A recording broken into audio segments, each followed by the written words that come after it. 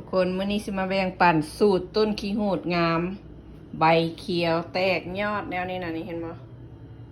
นี่น้ำข้าวมวกยองข้าวแล้วยาสุทิมนี่เอามาทิมใส่ต้นข้าวต้นมะขี้หูดเฮานี่รับประกันงามแตกยอดแตกใบเขียวใบงาม ถึงสิใบบ่ใหญ่กับใบงามใบเขียวทุกคนนี่แหละเคล็ดลับบ่มีอย่างหลายน้ำเข้ามาทุกคนเวลาเอาหุงข้าวมาข้าวนะจะสุทิมเด้อ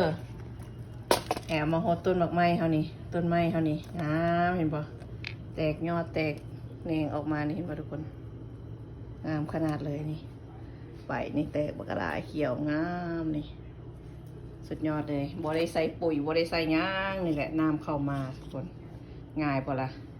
เพิ่งแตกยอดแตกแหนงออกมาคนบักกะลาเลยทุกคนนี่แหละเคล็ดลับของข่อยคือน้ำมาเข้าทุกคนโอ้สะออนคักสะออนแน่งามแท้พอได้กินได้นี่ทุกคนกินแล้วกระโปงขึ้นมาใหม่แตกยอดขึ้นมาใหม่บางคนแตกยอดแตกแท้แตกว่างกำลังแตกยอดแตกแหนงออกทุกคนเลยนี่ฮะ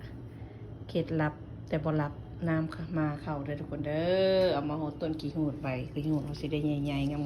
มๆอย่างนี้เหลือมพิงๆเลย